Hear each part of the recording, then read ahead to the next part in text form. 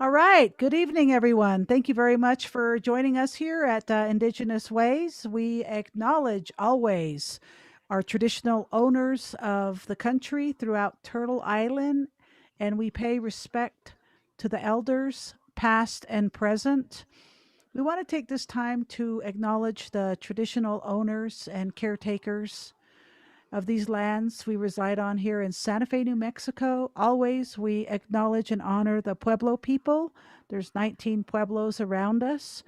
And wherever you're beaming in from, we'd like to acknowledge the traditional ancestors and owners of your lands so that we could all be here today. Indigenous Ways is dedicated to bridging cultural exchange with people globally, and our goal is always to let the walls of separation go down so that we can all walk together, learn from each other, and learn how to speak to each other in a respectful way and be allies. And in that way, we disrupt colonization's mindset. So that's a big thing for Indigenous Ways. And we will continue to say that and do that with this nonprofit. We started in April when the pandemic first hit, and we thought on our feet. And overnight, we came up with this idea to represent people from all over to be able to stay connected on this platform, which was new to all of us, Zoom. But since then, we've been able to feature more than 70 Indigenous LGBTQIA2 plus musicians, storytellers, elders, young people, basically everybody, so that everybody can have a voice. So this evening is a very, very special evening that we have been so looking forward to. And the reason is because we have tonight with us Eve Wiggins, who is hailing in from Phoenix, Arizona. Eve is a well traveled woman that has a lot of experiences, a lot of strengths, a lot of empowerment, and a lot of gates that open where she says, no is not in my vocabulary unless I use it as a full sentence. Beautiful boundaries we want to learn from. So let's give it up for Eve. Hey, Eve, thanks for joining us this Woo! evening. Woohoo! How's it going, Eve? Thank you so much for having me here. Awesome, Eve. Thank you for being with us. Can you tell us a little bit about yourself before we start this interview? Sure. All right. So I grew up in Los Angeles, California. I went to a residential deaf school.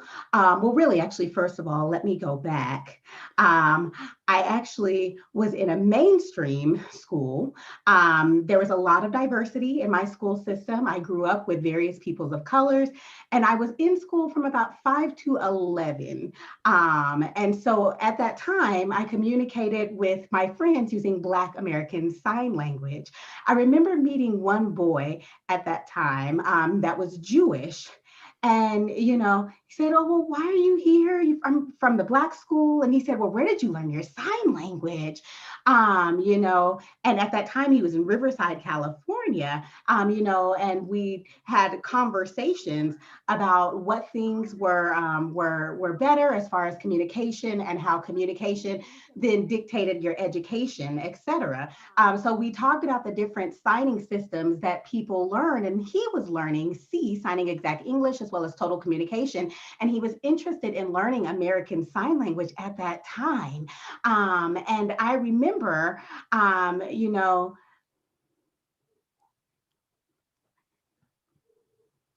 my mother wouldn't actually let me go to the residential school in Riverside. My mother wanted to keep me in Los Angeles because they had a deaf program at that particular school during that time. It was about a 2-hour drive actually to go to Riverside from where I lived, and that was pretty far. And of course, I wanted to keep my relationship and connection to my family and community. So to have to travel 2 hours for school Monday through Friday, my mother didn't want me to do that. And so I was telling you about the deaf boy that I met. that was from Riverside. He was going to school in Riverside from fall to spring.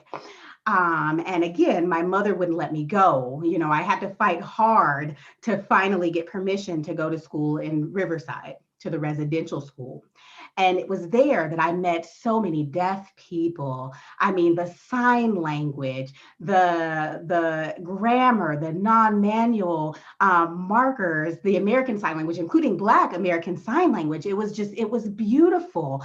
And I saw that the education and the vocabulary and these things that before had been criticized were all there and were all thriving. So, of course, that made me even more curious. And so through the years, I learned so much sign language. Again, Black American Sign Language. You know, of course, I had that already from growing up and communicating with my friends. But I also noticed, though, that there was a difference with how white people use American Sign Language. And so I learned and internalized that language as well. And so you know, for the white American Sign Language, it was more like educational language. It didn't really include, you know, the culture, the movement, the rhythm of what I was accustomed to with Black American Sign Language. But it was more academic. And so again, I kind of traverse both worlds, Black American Sign Language as well as the traditional American Sign Language. And so that is where I am from. That is awesome. So go And ahead. then let me also add that I didn't have a lot of communication at home, but more so expressions. Awesome. That is so amazing. Thank you so much for sharing that. And can you explain to us a little bit about it's a twofold question I'm going to ask. There's you're talking about Black American Sign Language and American Sign Language. So I'd like to hear a little bit about the difference between those two. And then the other thing I want to ask you is there a difference between Black culture and Black deaf culture? Are there similarities? And can you talk about that a little bit?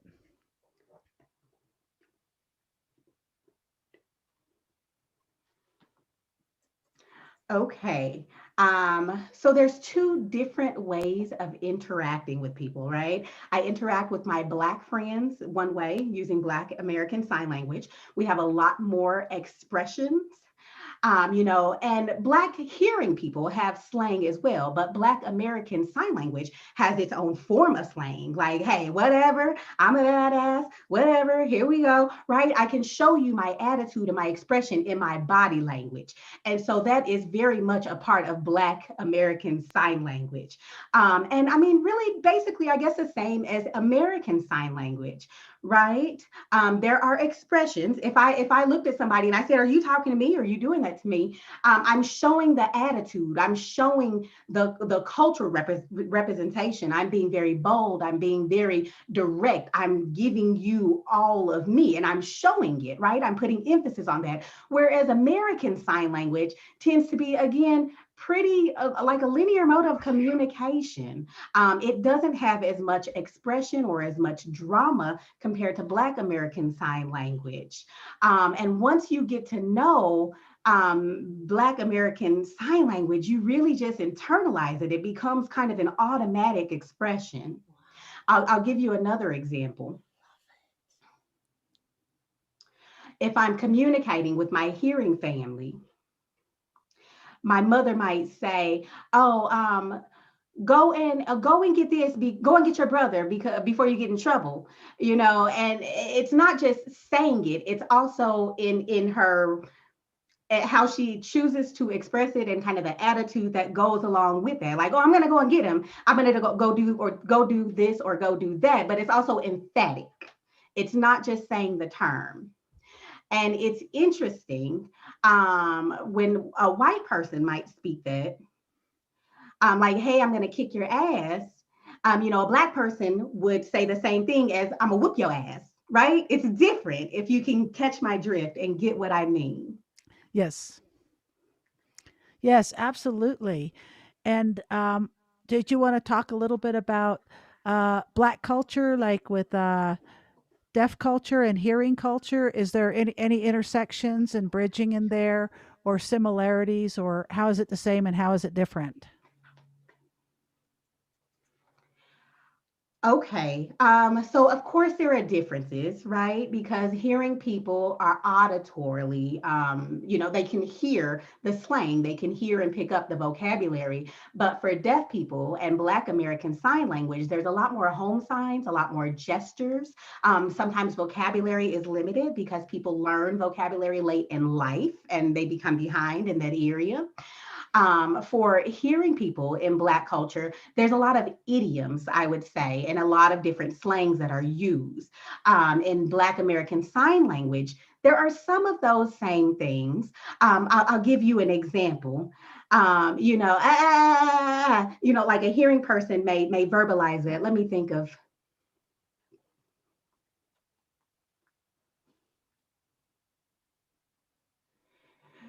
So a hearing person may say, well, first of all, child, and second of all, and third. But with deaf people, it's going to be a little bit different, right? But you can still see some of the same movements and some of the same attitude in the expression as they're talking, and that is Black ASL. It may not be the exact term, the exact idiom, but a lot of the same drama and emphaticism is still present.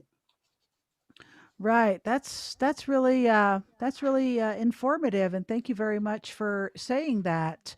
Because there's similarities in vernacular in even the Navajo Nation.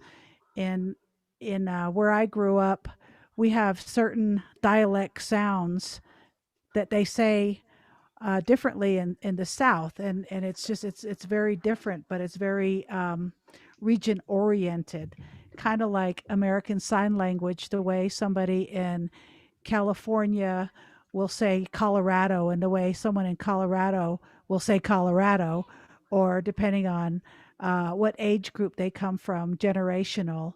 Or, for example, on the Navajo reservation where we just came from last week, where I'm from, the sign for the Navajo people we met, they used this sign for Navajo, like the N lexicalized for the Indian. And then in New Mexico, they do this for Navajo, which is more the shawl off the side of the arm. So it's definitely, people do speak differently. So I was just curious about that with your language as well. So thank you for talking about that. And oh, And okay, then go I'll, ahead, I'll, I'll please. add one more thing, that I have met so many Black deaf people in Washington, D.C. In California, there's not that many. I mean, there's myself as well as a few others that I've met, but people are pretty spread out. I've met a few people at school, but they tend to be of kind of an oral mindset. Not really culturally deaf. But I recall visiting Washington D.C. and I was taken aback. Oh my goodness. I mean, the Black soul. I finally found it. The cultural Black deaf people that just embodied that. I was like, oh, teach me more. I want so much more of that. Um, I just wanted to soak it up because that is what I had been waiting for. And I was like, where are they from? And here they are right there. And there were people from North Carolina, and I met people from Georgia, and I met people from all over. And they signed Black American Sign Language naturally. And I found so that I had so much in common with this community. It was just amazing. It was an amazing experience. That's awesome. So, when I think about a culture, I think about one group as a whole, like Native American culture, Black culture, um, different factions of European culture. Here in America, they call them white culture or Caucasian culture. But within your culture, is there different like subgroups, like different cultures within the culture? Do you know what I mean?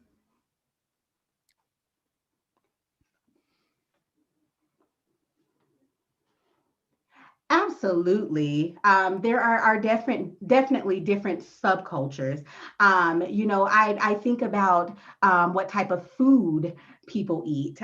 There's so much variation, depending on where people grow up and where their families come from. If families in the South that may then move to the West are going to eat differently than other people that are from the West. I can think of two Black families, for example. So the families are completely different. They're different in the way that they communicate. They may have similarities, like there may be deaf in the family. It could be hearing parents and deaf children, or vice versa. And there may be some similarities, but people's style of communication, for example, whether or not they have formal language or whether or not they use signing exact English, total communication, home signs, as well as what expressions they use, in English or other languages, it all varies. It all varies. And I mentioned this earlier, and I will say it again, that even in hearing culture and deaf culture in the Black community, you still see that same emphaticness and attitude in how certain statements are conveyed. And again, people have different preferences. Some people like spice, some people don't. I have met people from, Africa, for example, that don't necessarily fall in line with some of the more traditional Black culture that's here in America. They Some people find certain things disrespectful. It just, people are very, very different. And I think it's so important to respect people's culture, whatever that may be, and where they're from. Yes, absolutely. Thank you so much. So, another question that I was thinking about asking you is, this month, February, is Black History Month. Do you have any thoughts about that? What do you feel about the United States of America having Black History Month? What does that mean to you?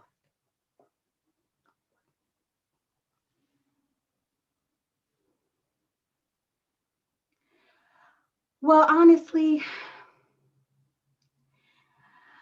we celebrate our culture, and really this month is for people to become aware of our culture as well as our collective suffering. And also, it's a time to show our history, to show how we've thrived, to say that we are still here, that we're not going to be pushed to the side or dismissed. And so Black History Month is a time for that, to learn about what Black people have done and contributed to this country over the years. And especially I would say for Black deaf people, I want to learn more about things that have been hidden from us. I want to know more and discover more about our culture, about Black American Sign Language, and so forth. I want to, just, I want our voice to be heard in America. I want to share my voice in America, and to say that it's time for change. And I believe that our people that should be celebrated in history should be celebrated and should be respected. Wow, that is so positive. I love your attitude about that. I feel the same way about National Native American Month that we celebrate in, I think it's October. I think it's in October, and it's a every day is Native American Day for me because we've been here. We've been here. So I think that's wonderful. Your attitude about Right, this. exactly. Yeah, it's positive. It's really beautiful. So thank you for saying that. Um, so I was going to ask you also about one time we were in DC and Elena really wanted to go to the Black History Museum. So we had to get the tickets way in advance to get into that. And we started Right. from, I think, the bottom floor and we worked our way up. I don't remember how many floors it was, but by the time we walked out of there, we were looking at Michael Jackson and his family and Whitney Houston and some of these people that just shaped American music, everything from jazz to blues. And then it was just such an enlightening experience to see. It was sad. There was a lot of sadness. I'm not going to lie. There was not a lot of kindness in the beginning, for sure. But just to see what your culture has done with the movements in this country, not only with language, but with music and with dancing and with entertainment. And you're talking about Black American Sign Language. You know, the beat, the rhythm. It's bigger. It's fuller. It's just all this stuff. So, how do you think about people kind of taking from your culture or copying your culture and turning that into their own kind of style and music? Do you feel okay with like people um, Well, taking on Black ASL or taking some of the stuff from your culture and utilizing it for their own artistic expression or whatever? Have you had any thoughts about that?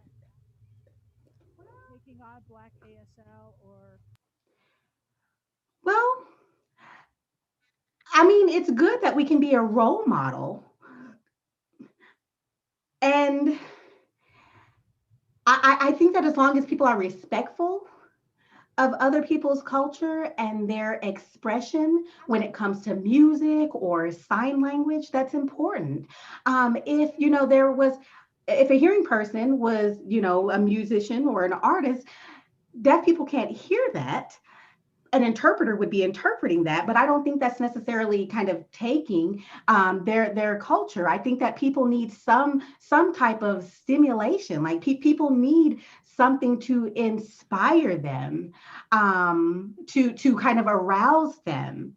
And so really when we can music is about connection. It's Yeah. about connecting with other people, and I believe that it should be shared in that type of spirit, so hopefully that would impel them to connect them. You know, I wouldn't want anybody to miss out on that connection or on that part. Well, I'll tell you what, you all have been really good teachers. I'll tell you what, because I've heard some amazing music. I've seen amazing moves, and I remember when I was a kid on the Navajo reservation, we had a little tiny TV with a very blurry reception with an antenna outside hooked up to the house.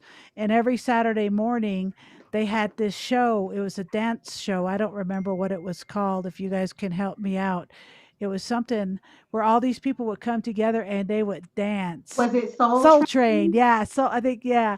And I would be in the den copying all the moves. They would stand in a like this, and a couple would dance together and line up, and I'd be following them. And I remember every Saturday that was my favorite show because I could learn how to dance. So, uh, I was like, I got to learn some of these moves because I mean, I'm stuck out here on the res, and we don't have that kind of moves out here, or nor that kind of music. So it was my time, Soul Train. So yeah, that's a good memory I have.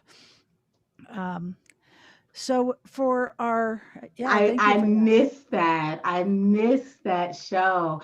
And I wish that they would play reruns of Soul Train. I would love to watch that again. You know, just old times. That show and others. Yeah. Awesome. Well, thank you for that. Okay, now I'm going to move into. I know that you mentioned something about you liking to go to other countries, third world countries, and working with children that are deaf and without access. Can you tell us a little about some of those movements you've experienced advocating for children? Sure, sure. I have been to Mexico. I stayed at a hotel while I was there. And I remember watching TV and looking for the captioning. And I ended up meeting a Mexican girl there, and we kind of gestured together to communicate. And I gestured, "Do you have antennas for the TV?" You know, and we talked about I talked about and encouraged her to advocate for herself for American with Disability ADA accommodations to make sure that she has captions so that she can access what is on the television, so that she can watch the news, so that she can see what's going on in the world. And so, it was just like very, very frustrating. Because we have so many amenities in America that people don't have access to in other countries. I have friends, for example, from Africa where they also don't have captions on TV. They don't have places like the FCC to manage and mandate communication. And it's frustrating to see that. I'm very fortunate in that right, because I have opportunities that other deaf people don't necessarily have, and for them, it's like, well, they'll read a book instead of watching television, which that's acceptable for some. Awesome. That is so beautiful. Thank you so much for your work doing that. That sounds like a fabulous thing to do. And I'd like to ask you about your work with Video Relay. I know you work at Sorensen, and I know Sorensen Video Relay. For any of you that don't know what Sorensen is, it's a video relay service that allows people to have access to communication for people that don't know sign language. Do you want to talk a little bit about how you feel about VRS coming into our culture in the last 15 years compared to TTY when it was typing? Do you want to talk about that a little bit?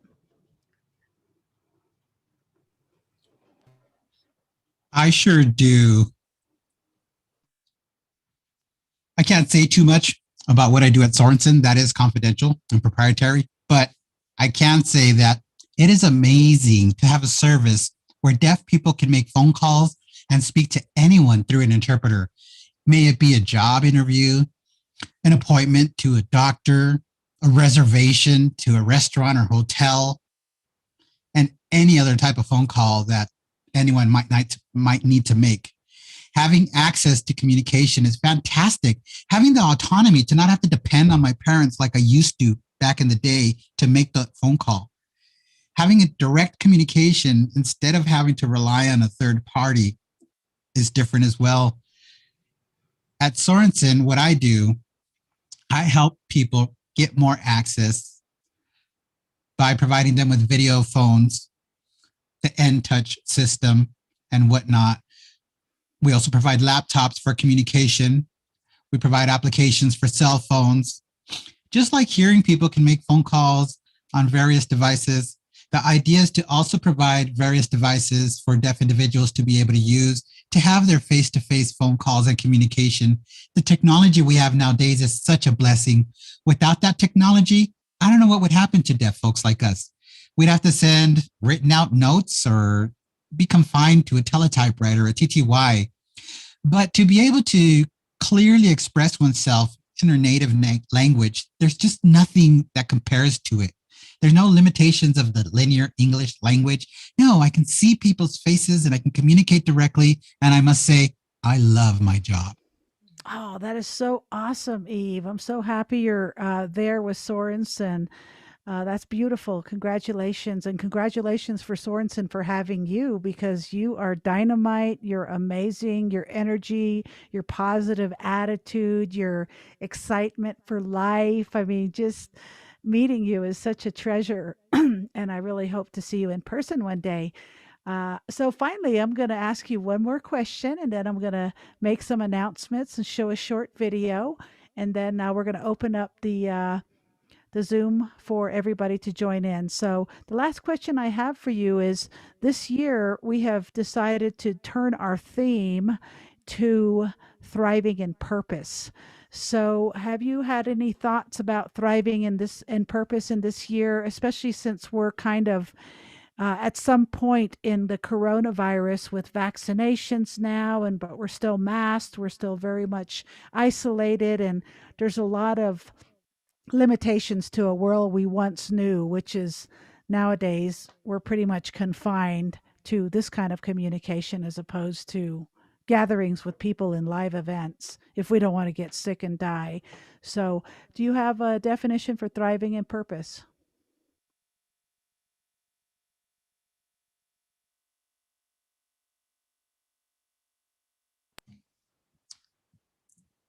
Yes, Tosh. Yes, Tosh. I'd like to respond to that by saying before March 2020, things were just dandy, right? But you're right. The pandemic hit and everyone's behavior changed. People were cast into fear suddenly, untrusting of each other, wondering who might get me sick, people withdrawing from each other, and making connections with others became tougher because nobody wanted to get sick. And so I think the question in a lot of minds was, what's next? What's next? Then Zoom came in the picture. And it's nice that we have this platform to be able to communicate through. And again, thinking of the deaf community without the technology, what would we do? How would we see each other face to face? Thanks to technology like Zoom, FaceTime, Sorensen VRS, ZVRS, and so on and so on. There's so much technology and so many technological companies that provide us the ability to work from home and still communicate. Now, the toughest part of the pandemic has been people wearing masks. It has been so difficult for deaf people to read lips, to lose half of the expressions on a person's face. Hearing people are fortunate. They can wear a mask and hear each other and understand each other. But for deaf individuals, having that mask covering half of a person's face, we can only rely on the eyebrows. And it leads to questionable assumptions. We're not really sure what a person is saying.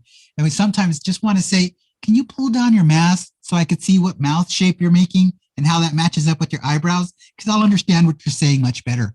But it's very tough on both deaf and hearing people to come together and communicate.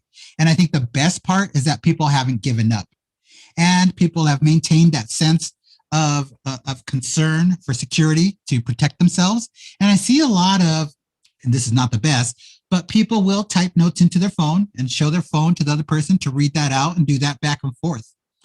But we want deaf people to stay healthy. We don't want them to get sick and have anything injurious or deleterious happen to them. And I really am looking forward to that day where we can return to coming together with no masks, where we can see each other for our face-to-face communication and share our expressions. But like I said, it's such a blessing. On the relay, we can make a phone call. No one has to wear a mask. You can see each other. We can sign in our native language. And Yes. technology is truly a blessing that way. Yes, thank you very much for that. And again, your positive attitude is a prescription for not only medicine, but also healing because there's hope. There's hope. We're on to a good direction right now, and there's a vaccine out there, and we're all going to get it very soon, I hope. So fingers crossed, prayers out.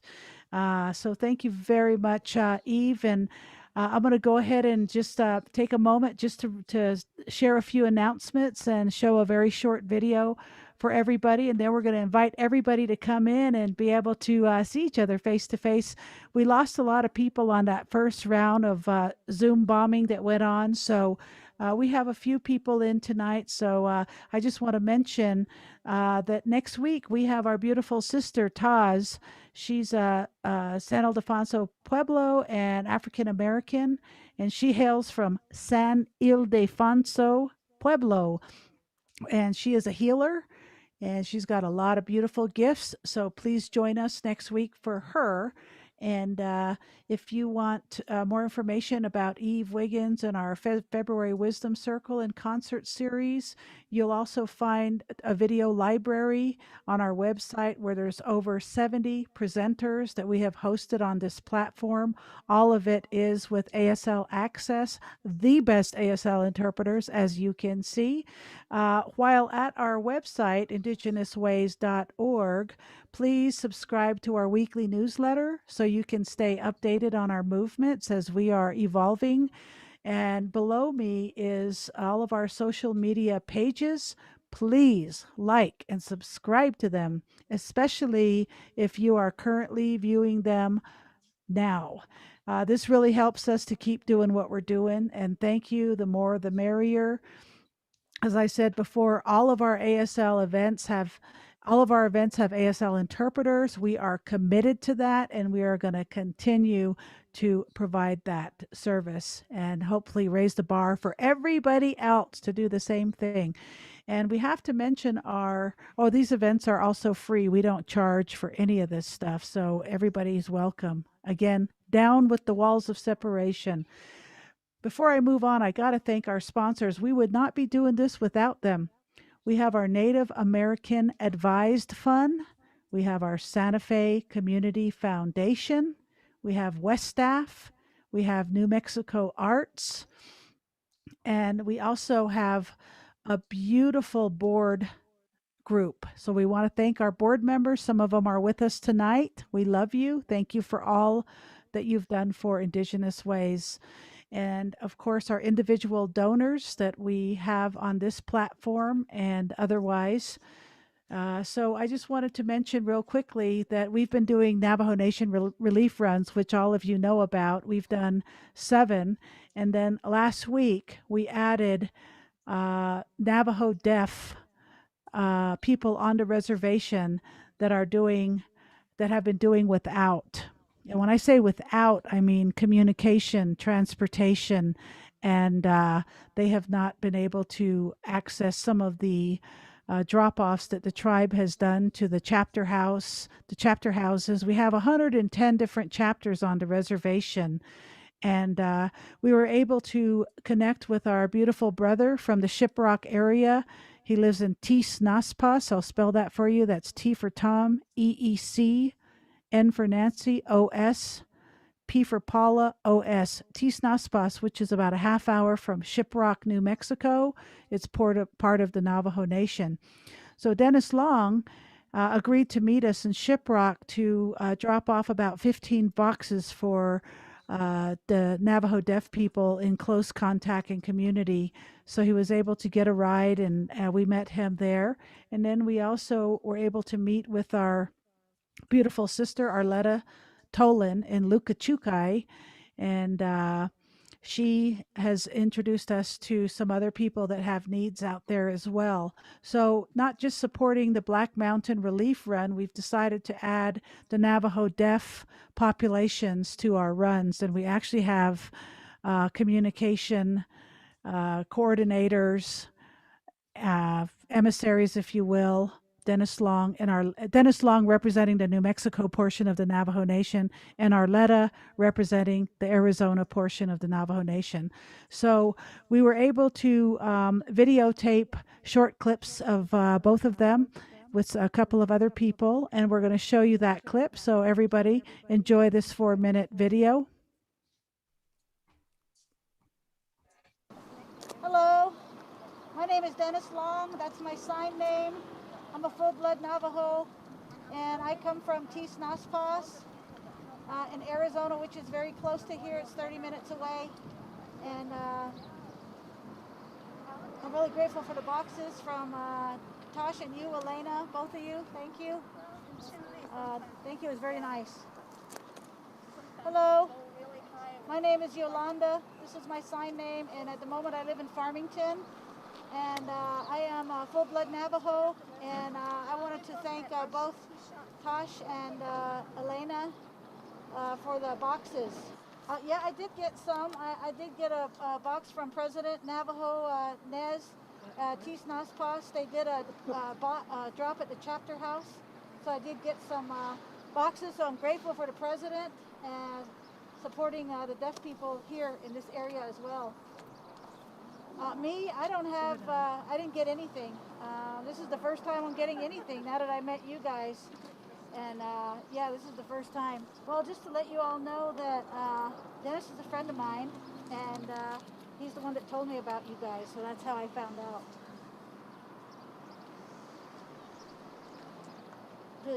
What about the president? Dennis is asking, has the president supported you, the chapter house, or given you anything? No, nobody has helped me. No, nothing at all.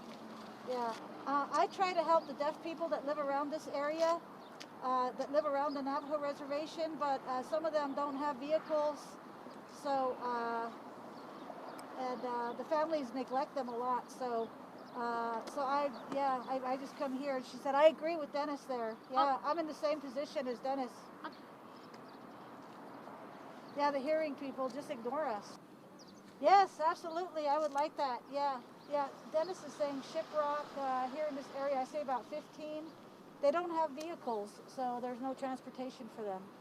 No, I actually borrowed it from my friend who's helping me to come here to get the boxes.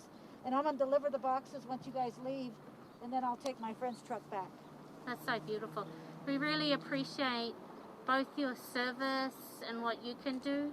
But one of the things is that we don't want the deaf and hard of hearing community left behind.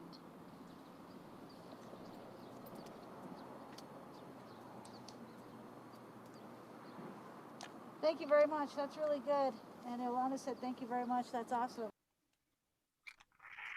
My name is Arletta Tolan.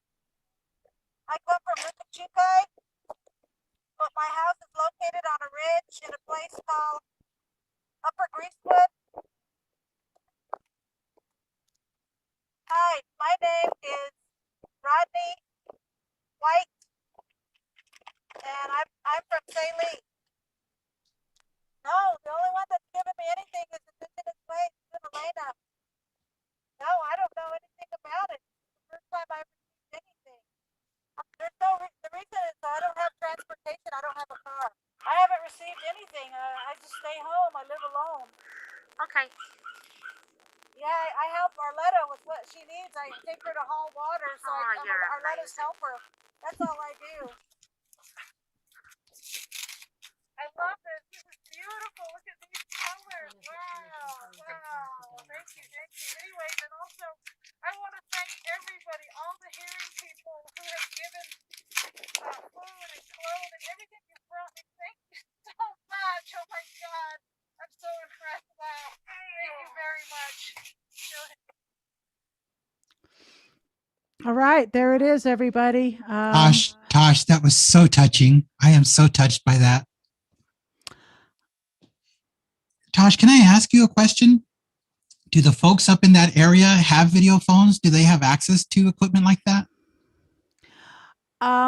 Mostly, believe it or not, most people out there do have video phones. It's just crazy because even on Black Mountain, there's no running water, a lot of places without electricity, but somehow everybody has a cell phone. The Navajo tribe does support people that can't afford phones, and we use a company called Cellular One. It's kind of like Verizon. So there's some towers on the reservation.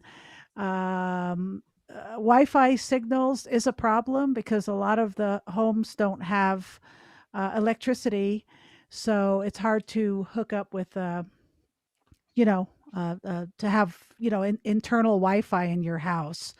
But real quickly, I just want to tell people that we've added a donate button to our Navajo Nation relief run. So we will from here on out start supporting the Navajo deaf and hard of hearing communities that we're able to run into through our communication facilitators, Arletta and Dennis. So on the 18th and 19th of March, we are going to be going back. We're going to be making our first stop in Shiprock, meeting Dennis, and then we're going to go probably camp out at Arletta's place in Lukachukai, and then we're going to make our way up to Black Mountain and serve the indigenous elders and their families on top of the mountain. So the donate is really easy to get to on our website, and you can always mail checks as well. So I want to go ahead and invite everybody to come on in, everybody. We're 13 minutes from the top of the hour in honor of our sign language interpreters who have both been working all day long interpreting. We will end at 7 o'clock. So come in and say hi to beautiful Eve, our superstar tonight. We love you, Eve. Thank you. Let's start with Christina Bueno, CB on the chest.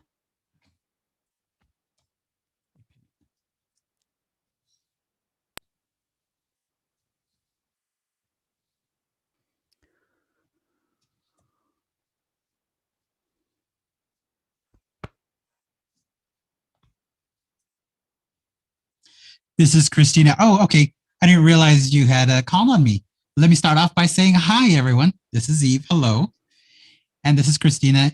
Eve, you know, I actually remember you from the School for the Deaf in Riverside. We met there. Yes, we did. Now, when you were younger, did you go to Marlton? I did. Did you go there all your life? I was there in 77. Oh, okay, then I might have missed you because I went to Marlton for a visit when I was small. We took a trip from a school that was in another town. My school wasn't in Los Angeles, but your story was so amazing and captivating. Everything that you embody as a deaf person, your culture, Black culture, deaf culture, women's culture, everything that you embody as a deaf person is just so fascinating. What you recounted with us, I appreciate what you shared. Yes, and I did have a question. It slipped my mind. Oh no! Darn it! If it comes back, I'll pop up and ask. Okay, no problem. Yeah. All right, let's go to Sarah Young Bear Brown, SB. Hey, Sarah, what's up? Good to see you, sister. Hi. Hi. Yeah, me too, Eve. Your story was so captivating. Thank you so much for sharing what you did tonight. Yes. And just to know that we're all a part of it. Wow, so amazing. And then talking about Black American Sign Language, that's such a hot topic. Mm-hmm. I know that it's on everyone's mind right now. And I want to see the same thing happen with Plains Indian Sign Language.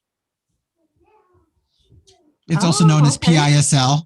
It's one of the oldest sign languages that's been in use for thousands of years, and it's what we use here. And I feel that it's not recognized because people focus too much on ASL. And I think what you mentioned is also a benefit to us as Indigenous people to preserve our Plains Indian Sign Language, just like Black American Sign Language has been preserved. Yes, that would be awesome. If you can share, what's the acronym? PISL?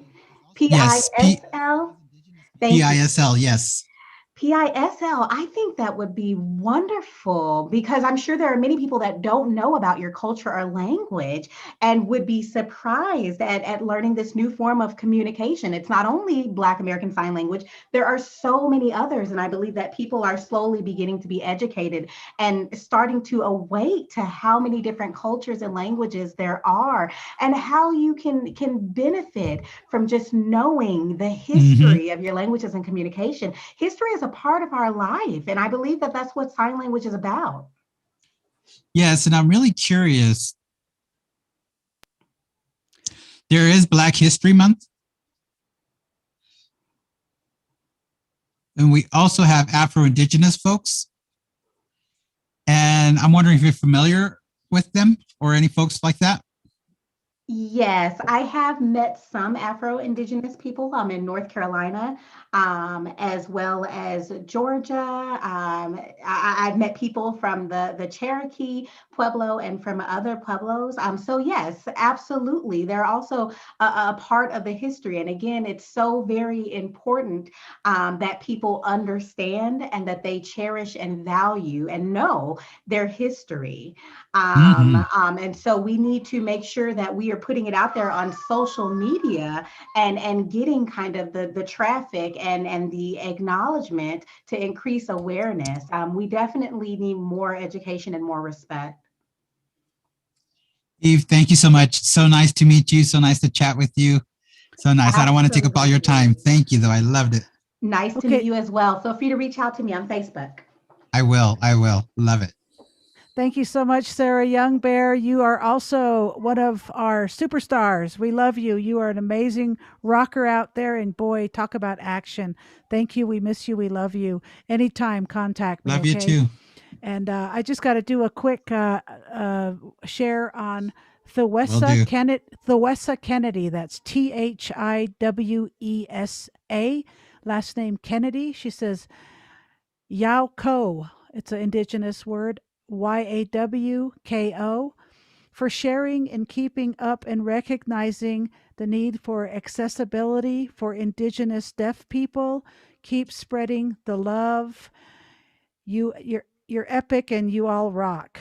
Thank you very much, the Wessa, and I think Sarah Youngbear has told me about you, or we've been planning to contact you and invite you to our show. So thank you very much, the Wessa. And another person also sent a link saying about Indigenous Month is actually in November. So my correction there.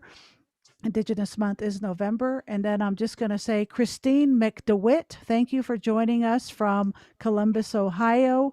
And this is Christina. When I was a child, I would be beaten for showing any attitude. The white culture of my family was completely intolerant of it. Thankfully, I survived that and continue learning more about cultures different than my family of origin. I am happy to say I am not the doormat that I was raised to be. Thank you for inspiring words and encouragement. Thank you, Christine McDewitt. We love you. Okay, so let's go back to our people on the screen. Let's start with Najoni and we'll move to Missy. Najoni, what's up? Oh, not much. I don't really know if I have very much to say. I just really enjoyed what I came in for. I didn't come in for the whole thing. I kind of dropped in late because I got home back late. But I really appreciate what you had to say today, and I think that it's an important conversation for us to have. Just talking about how, we get into Black History Month, and it's such an important thing, and I think some people take it for granted and don't necessarily understand how important it is, and they also don't understand the ways in which people use it in ways that aren't helpful. And this was a very helpful talk that we had today, and I learned a lot today as well. So I really thank you very much for the wise words today. You're beautiful, Najoni. This is Najoni's sign name. N beautiful. Nizhoni. And her beautiful mother is down below, Michelle Redman. Hey, Missy, you want to say something to Eve? Hi, Eve.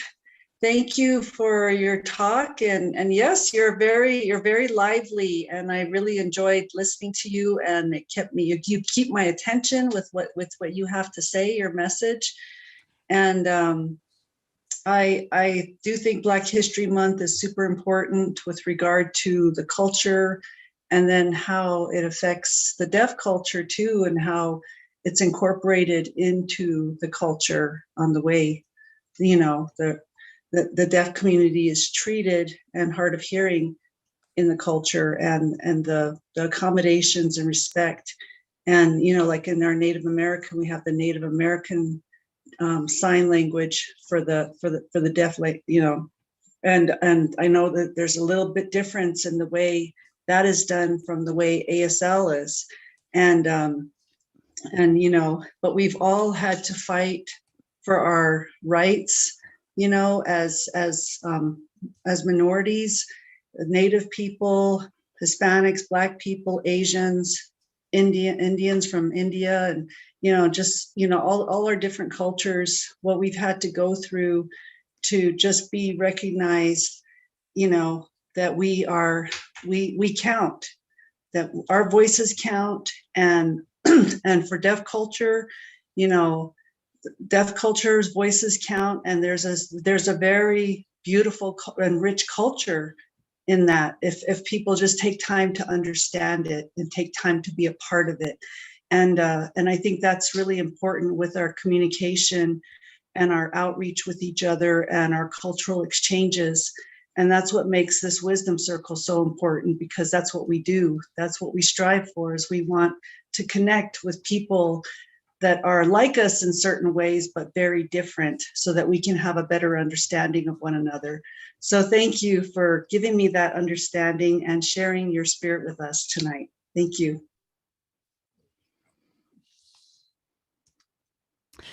All right. Thank you very much, Missy and Najoni. We love you very much. We see our sister from Lukachukai, Arletta, who we were just talking about, has just joined us. Arletta, unfortunately, our show is now over, but I will call you on Facebook video, Arletta. So I'll call you in just a minute. Hi, Arletta.